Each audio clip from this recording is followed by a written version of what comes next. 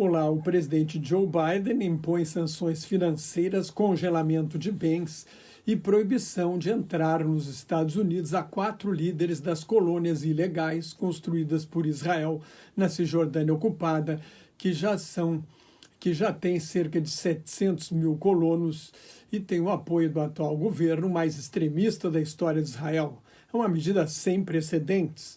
Biden já declarou ser a favor da paz com a criação do Estado palestino, mas é muito criticado nos Estados Unidos, inclusive por setores importantes para a sua reeleição, como jovens, a esquerda do Partido Democrata e os árabes norte-americanos, por não exigir que Israel aceite um cessar-fogo.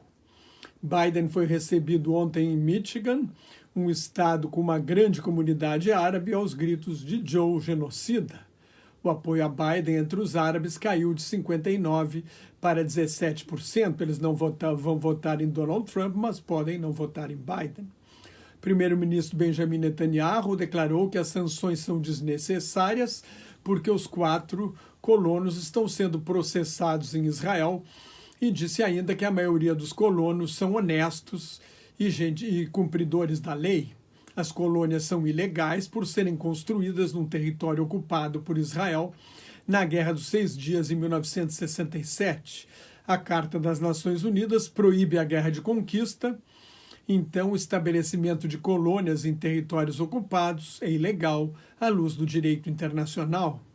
As colônias são uma das questões centrais que impedem a paz entre israelenses e palestinos, ao lado da criação de um Estado palestino, como a ONU aprovou em 1947, o status de Jerusalém, a segurança de Israel e o direito de retorno dos palestinos expulsos de suas terras desde a Guerra da Independência de Israel, em 1948. A violência dos colonos aumentou muito desde o início da guerra entre Israel e o movimento de resistência islâmica, o Hamas, em 7 de outubro. De acordo com a televisão pública britânica BBC, pelo menos 357 palestinos foram mortos na Cisjordânia desde 7 de outubro, quase todos pelo exército de Israel. Os números às vezes são muito diferentes, dependendo da fonte, então citei a BBC. Durante a noite, o exército de Israel realizou operações militares em Jenin, Nablus e Hebron, na Cisjordânia. O Hamas apoiou, em princípio, a proposta de um cessar-fogo para permitir a libertação de reféns e prisioneiros palestinos e o aumento da ajuda humanitária à faixa de Gaza, informou o primeiro-ministro do Catar, que negocia pelo grupo terrorista.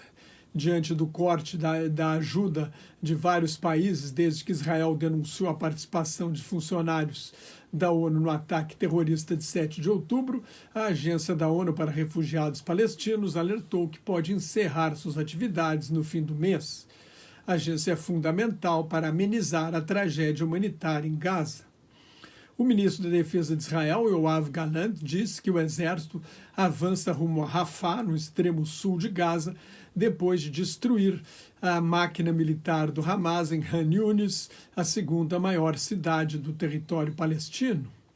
O jornal conservador israelense Jerusalem Post noticiou que 10 mil milicianos foram mortos na batalha de Han Yunis, a mais violenta da guerra até agora.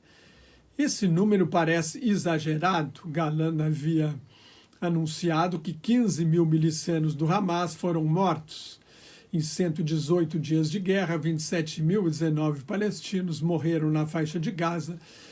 De acordo com o Ministério da Saúde do Hamas, 70% eram mulheres e crianças. O Crescente Vermelho Palestino, a Cruz Vermelha dos países muçulmanos, denunciou que o hospital Al-Amal está cercado há 11 dias. É a sede do Crescente Vermelho em Han Yunis. O Centro Médico Nasser, o maior hospital em funcionamento em Gaza, está sem água, sem comida e sem fórmulas para bebês. As demolições realizadas por Israel em Gaza destruíram centenas de prédios, inclusive escolas e mesquitas, isso além dos bombardeios aéreos. O jornal Jerusalem Post descreveu o plano do primeiro-ministro Netanyahu para o futuro de Gaza. Primeiro, Israel formaria um governo militar a ser substituído por uma força internacional liderada por países árabes, com administração civil sob controle palestino, mas não da Autoridade Nacional Palestina. A proposta não tem a menor chance. Os países árabes não vão enviar uma força militar a Gaza depois de Israel arrasar o território. E uma administração palestina sem a Autoridade Nacional Palestina e o Hamas é uma ilusão total. Quando começou o processo de paz, lá atrás, em 1991, Israel se negava a negociar com a Organização para a Libertação da Palestina, mas os negociadores palestinos saíam das reuniões, saíam da sala e ligavam para o OLP para receber instruções, a OLP liderada então por Yasser Arafat. Para negociar os acordos de Oslo, Israel reconheceu a OLP como legítima representante do povo palestino. O Hamas sempre boicotou essas negociações. O ministro das Finanças de Israel, Bezalel Smotrich, um dos mais extremistas do governo, tem uma proposta ainda mais radical, quer reproduzir o controle militar que Israel tem sobre a Cisjordânia. Para começar, quer que toda a ajuda humanitária seja distribuída por Israel e não pela Agência da ONU para Refugiados Palestinos. Em resumo, quer impor um governo militar de Israel em Gaza, com controle da segurança e da administração civil.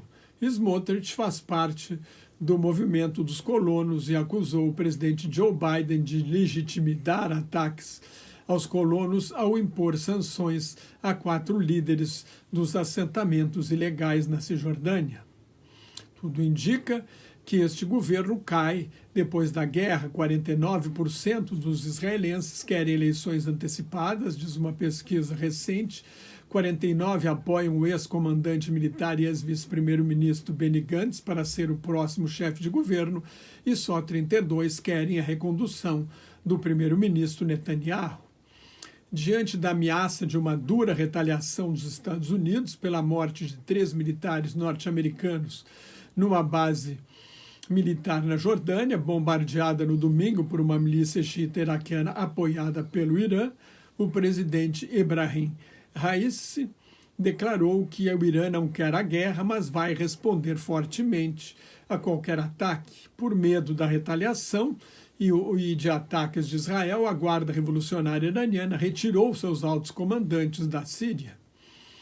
Além de pressionar a milícia Kataib Hezbollah, os batalhões do Partido de Deus, acusada pelos Estados Unidos de ser responsável pelo ataque, o Irã pressionou o Kataib Hezbollah a declarar uma trégua e ainda reduziu o enriquecimento de urânio, conforme anunciou a Agência Internacional de Energia Atômica.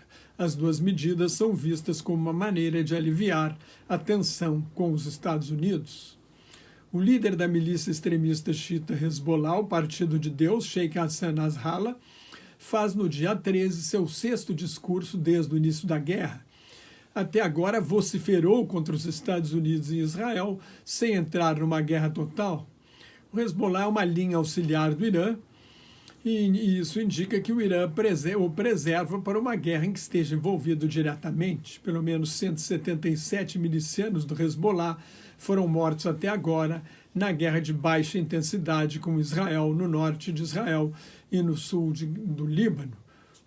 A estimativa é do jornal libanês L'Orient Le Jour. Em encontro com o ministro do exterior britânico, David Cameron, o primeiro-ministro interino do Líbano, Najib Mikati, reiterou que o governo libanês apoia uma solução diplomática e política para o conflito. Em 2 guerras, Israel destruiu a infraestrutura do Líbano e o Líbano quer evitar que isso se repita. A diretora-geral do Fundo Monetário Internacional, Kristalina Georgieva, alertou que a guerra representa um grande risco à economia mundial, a começar pelos países do Oriente Médio, onde o Líbano e o Egito enfrentam sérias crises econômicas, e também uma ameaça ao comércio internacional por causa dos ataques da milícia Houthi do Iêmen à navegação no Mar Vermelho. O movimento no Canal de Suez caiu mais de 40% desde o início do ano. Se você gostou, assine meu canal no YouTube, leia o meu blog, Globalização em Crise. Me siga no Twitter, no Instagram, no Thread, no Facebook e no LinkedIn. No Facebook colaboro com o grupo Quarentena News. Dê uma olhada lá na página do Quarentena News no Facebook. Muito obrigado pela sua atenção. Shalom, que é paz em hebraico. Salam aleikum, a paz esteja convosco em árabe. Até mais. Tchau.